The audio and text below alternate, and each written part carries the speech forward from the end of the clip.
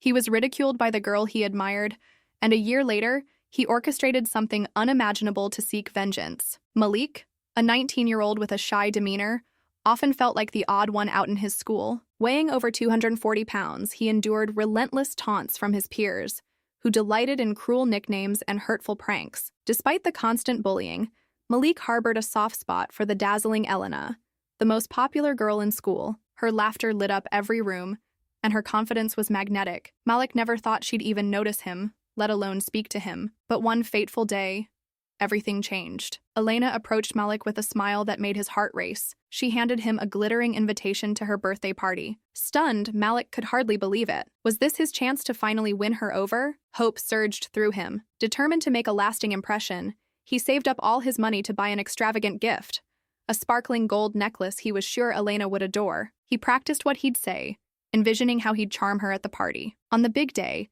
Malik donned his best outfit, a navy suit that hugged his broad frame, and nervously made his way to Elena's lavish mansion. The sprawling house was alive with music, laughter, and students dancing under twinkling lights. Malik hesitated at the doorway, clutching the gift tightly before finally stepping inside. His palms were sweaty, but his heart was full of optimism. He spotted Elena in the crowd, radiant in a crimson dress. Taking a deep breath, he approached her and handed her the gift, his voice trembling. For a fleeting moment, Elena seemed delighted. She opened the box, gasped, and held the necklace up for everyone to see. But her reaction took a sudden, cruel turn. With a mocking laugh, she said, "Can you believe he actually thought I'd like this? This was all part of the plan." The crowd erupted in laughter as Elena revealed the truth. She had made a bet with her friends that she could trick Malik into thinking she liked him. The words hit Malik like a punch to the gut. His vision blurred as tears welled up in his eyes. Then Elena's real boyfriend, Travis, appeared, draping an arm around her shoulders. "Really, Malik?" Travis sneered. "You thought a girl like Elena would ever go for someone like you?" The laughter in the room grew louder, enveloping Malik in a storm of humiliation. His hands trembled as he tried to hold back the tears, but it was too much. Overwhelmed, he fled the party, the sound of their mockery chasing him into the night. At home, Malik's mind was a whirlwind of shame and anger. Videos of the incident surfaced online, drawing hundreds of cruel comments and making him a laughingstock. The betrayal cut deeply, and Malik felt his world crumbling. For days, he stayed locked in his room, replaying the moment in his mind, his anger growing with each replay. "They'll regret this," he thought bitterly. Malik's humiliation turned into a fierce resolve.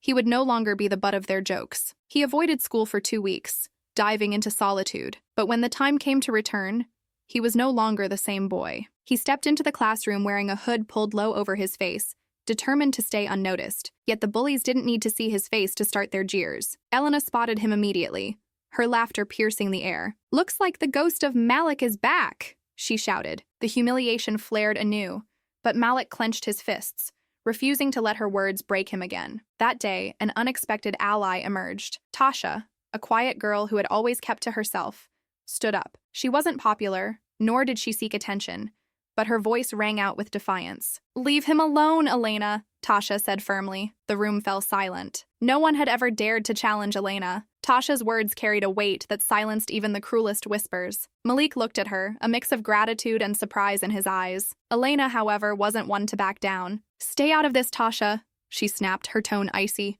"Do you want everyone to know how you live in that tiny apartment? Or should I tell them about your dad's job as a janitor?" The room stirred with awkward laughter, but Tasha didn't waver. "Say whatever you want," she replied, her voice steady. "But bullying him doesn't make you better than anyone." For the first time, Malik saw a glimmer of hope.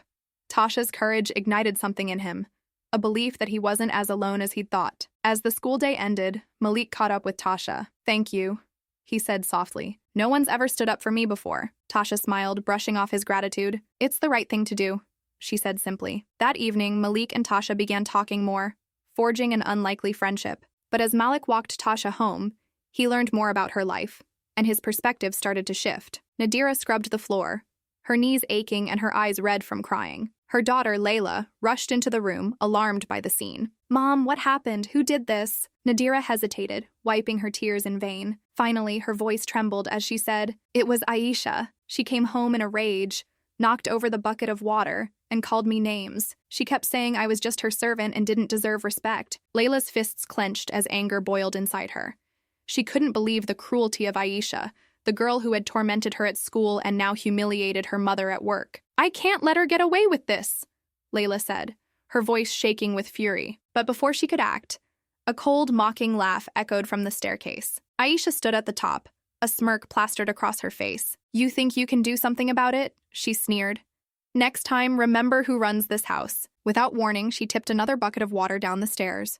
It splashed onto the freshly cleaned floor, soaking Layla's shoes and clothes. Layla's entire body trembled with rage. She wanted to march up the stairs and confront Aisha, to scream at her, to make her feel the pain she was inflicting. But just as she took a step, Nadira grabbed her hand, her voice weak but firm. No, Layla, don't. It's not worth it, she pleaded. Layla stopped, tears streaming down her face. She looked at her mother, who was still kneeling on the wet floor, exhausted and defeated. The sight broke her heart. Overwhelmed with helplessness, she collapsed into her mother's arms, sobbing uncontrollably. Nadira held her close, whispering, "It's okay, my child. We'll get through this." But as Layla wept, she made a silent vow to herself. Aisha would not go unpunished. One day, she would make sure justice was served. As they finished cleaning, Aisha was up to something malicious. While Nadira and Layla were busy, Aisha sneaked into the kitchen, rummaging through Nadira's bag. She found the house keys and slipped them into her pocket with a sly grin before disappearing upstairs. Later that evening, Nadira and Layla left Aisha's home,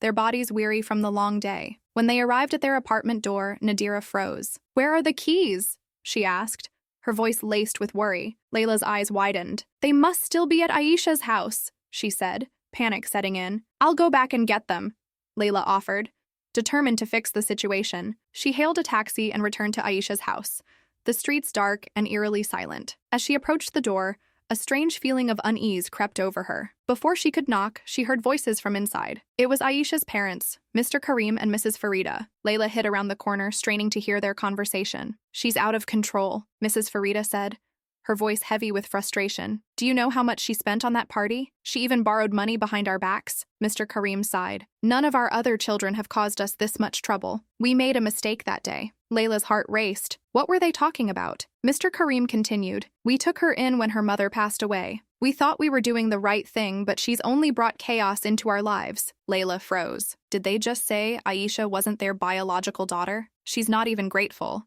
Mrs. Farida added. "After everything we've done for her, she treats everyone like they're beneath her." Layla's mind reeled. She felt a pang of sympathy for Aisha, but couldn't reconcile it with the cruelty she had shown. Gathering her composure, she knocked on the door. Mrs. Farida opened it, looking surprised to see her. "Good evening, Auntie," Layla said, masking her emotions. "I think we left our keys here earlier." Mrs. Farida nodded, letting her in. Together, they searched the house, but the keys were nowhere to be found. Layla knew Aisha had taken them, but chose to stay silent. After an exhaustive search, she left empty-handed, her mind racing with the revelation she had overheard. On the way home, Layla couldn't stop replaying Mr. Karim's words. Aisha isn't their real daughter. It was a truth that cast Aisha's actions in a new light, but didn't erase the pain she had caused. When Layla returned to her apartment, she found Nadira shivering outside in the cold night air. "Did you find the keys?" Nadira asked hopefully. Layla shook her head. "No, Mom.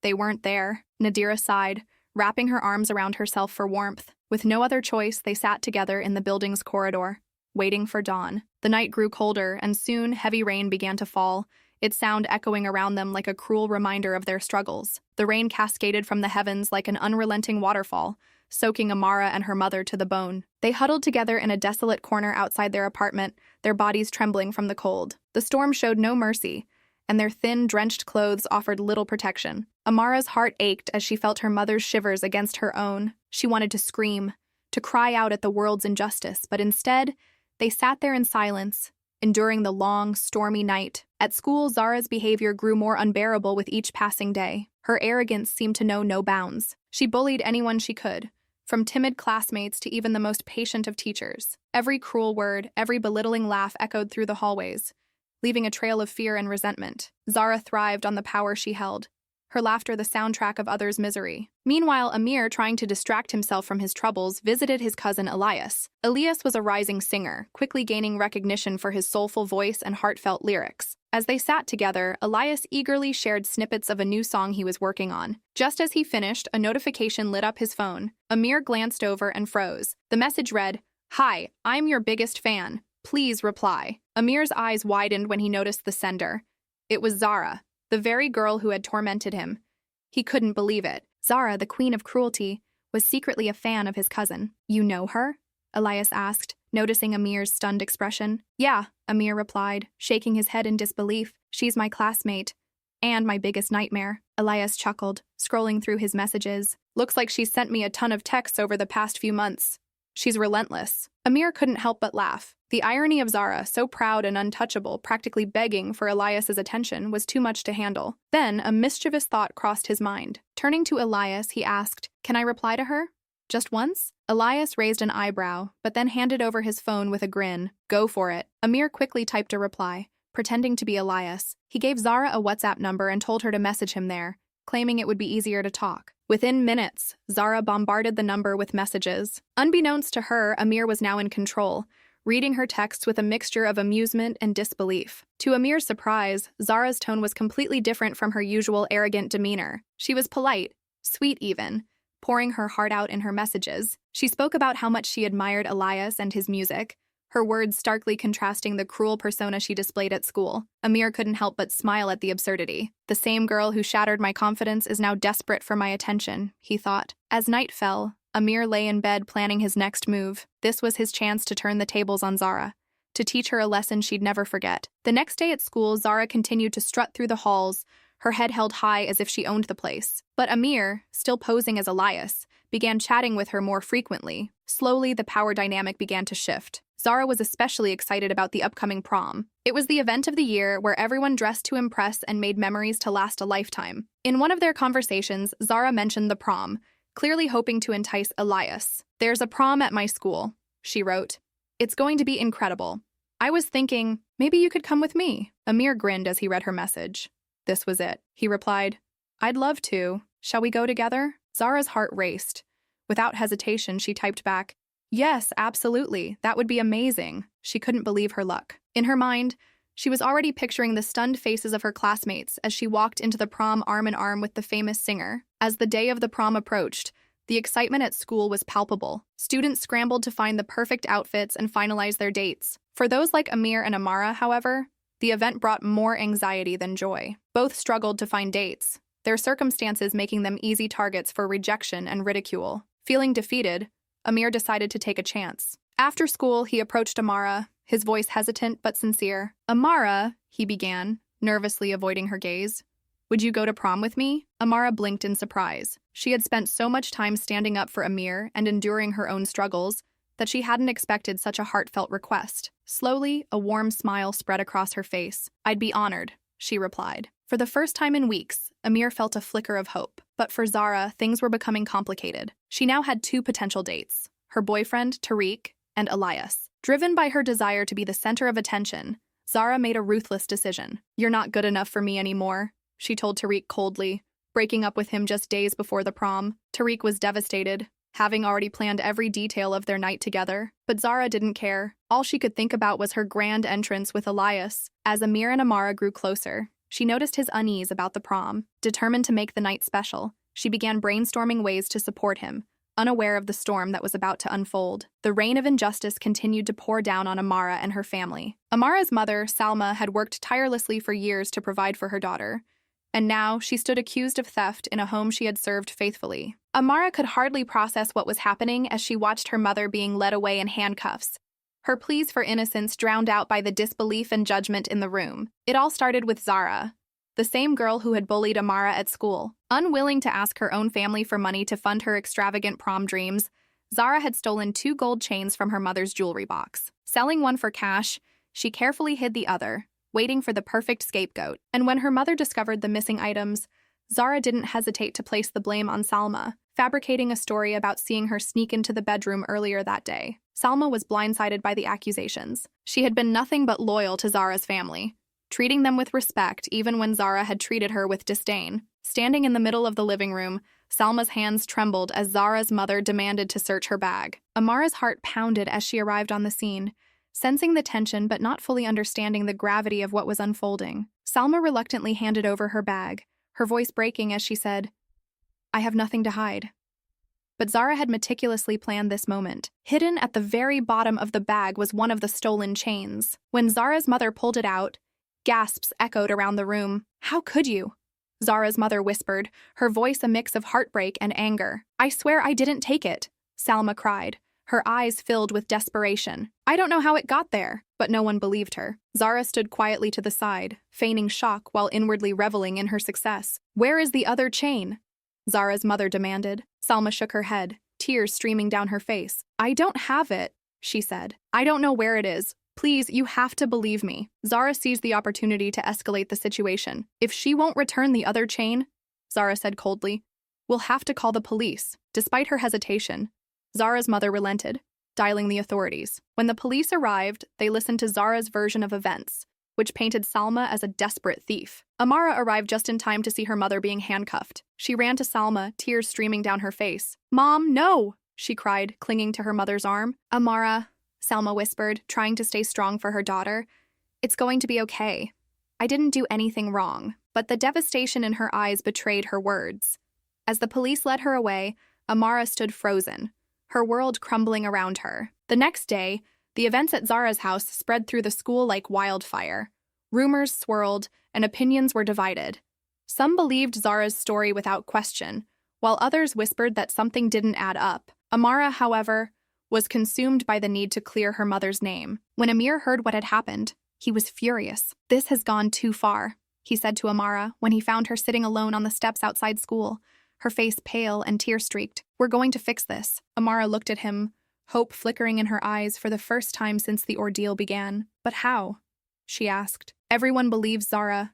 No one will listen to us. Amir placed a comforting hand on her shoulder. Zara thinks she's untouchable, he said, but she's made one big mistake.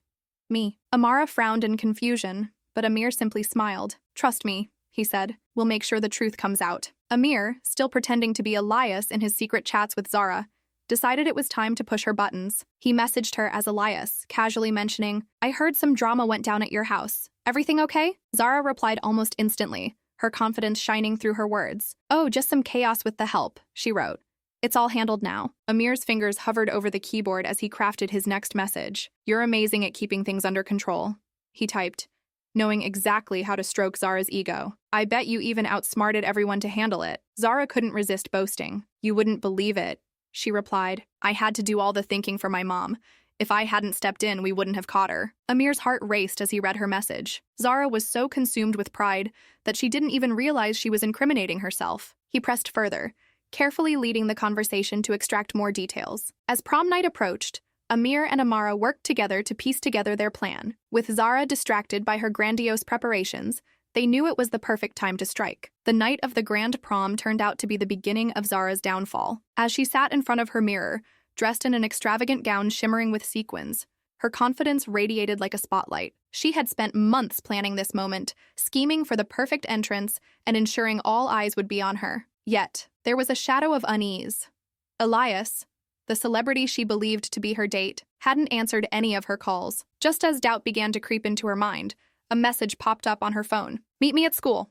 I'm on my way. Zara sighed in relief, her confidence instantly restored. She grabbed her designer purse, the very symbol of the wealth she had stolen from her mother, and set off for the school, certain the night would be hers. When she arrived, the prom was already in full swing. The hall glittered with lights, laughter echoed through the space, and couples danced to the rhythm of the music. But none of it mattered to Zara. Her focus was on Elias. As she scanned the room, her heart raced with anticipation. She was about to upstage everyone. Minutes felt like hours, and Zara grew impatient, constantly checking her phone. Finally, another message came. I'm here. Zara's heart leapt. She rushed outside to meet him, and there he stood. But something was off. Elias, or so she thought, was dressed in an oversized coat that hid his entire frame, and a mask obscured his face. Why are you dressed like that?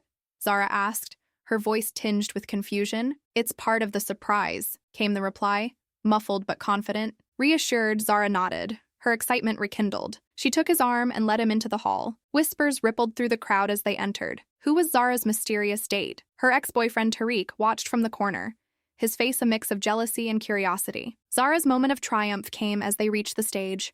The crowd grew silent, all eyes fixed on her and her companion. Show yourself, someone called out from the crowd. Zara smiled, basking in the attention. She turned to her date and whispered, Now's the time. Slowly, the masked figure began to remove the disguise.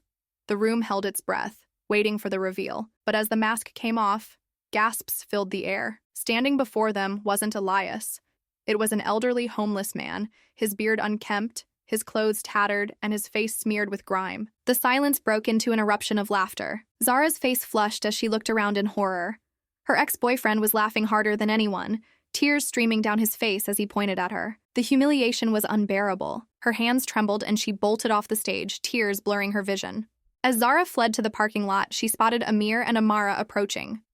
But they weren't the same people she had ridiculed. Amir, once the target of jokes for his size and awkwardness, now stood tall and confident, his tailored suit highlighting his transformation. Amara, in a flowing gown, looked like royalty. The crowd murmured with admiration as they passed. Zara, however, was too consumed by her own shame to process the stark contrast. She jumped into the luxury car she had rented and sped off into the night. Her tears clouded her vision as the events of the evening replayed in her mind. Her desperation to outshine everyone had backfired spectacularly. She didn't see the tree until it was too late. The crash was deafening, the car crumpling like paper upon impact. Zara stumbled out, shaken but unharmed. Her hands shook as she surveyed the wreckage. The car, a symbol of her deceit, was destroyed. Panic set in as she realized the financial implications. She had no way to pay for the damages. When she returned home, her night went from bad to worse. The door was locked, and no one answered her frantic knocks. She pulled out her phone and called her mother, but there was no reply. Finally, a message arrived. It was from her father. "We're done, Zara. Go to your grandmother's house. We can't take this anymore." Her breath caught as she read the words. They knew everything. About the stolen chain, the lies, and the chaos she had caused. Amir had provided her parents with evidence, exposing Zara's schemes. The weight of her actions crashed down on her, and she sank to the ground, sobbing. For the first time, Zara realized the depth of her mistakes. Her parents had taken her in after her biological mother's passing, giving her a life of comfort and privilege, but she had squandered their kindness, repaying them with betrayal and selfishness. Now, with her reputation in ruins, her finances in shambles, and her family rejecting her, Zara had no choice but to return to her grandmother's modest home. She would have to leave the school, face the consequences of her actions, and rebuild her life from the ground up. As Zara sat beside the wreckage of the car, her head resting on her knees, tears streamed down her face. The cool moonlight illuminated her sorrow, casting a pale glow over the ruins of what had once been her grand plan. She clutched the hem of her now tattered gown, her mind swirling with regret. For the first time, Zara wasn't angry or defiant. She was utterly broken. She wished she could rewind the clock, undo every lie, every cruel word, and every selfish decision. But deep down, she knew there was no turning back. The damage was done. Her actions had not only hurt others, but had also left her isolated, with no one to comfort her in her moment of despair. As the night wore on, Zara began to reflect on the choices that had led her to this point. She had spent so much time chasing the approval of others, trying to outshine everyone, that she had lost sight of her own worth. The luxury, the applause, the attention. It had all been hollow, fleeting, and now it was gone. Sitting under the stars, Zara realized that her pursuit of a false image had cost her everything.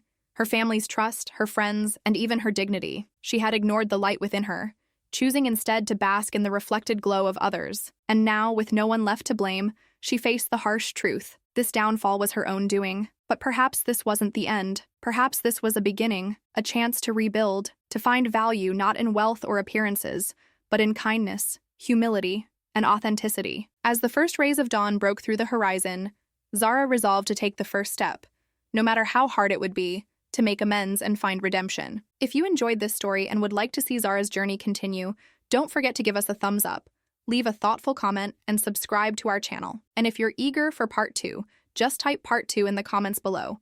Trust us, the next chapter will be even more powerful.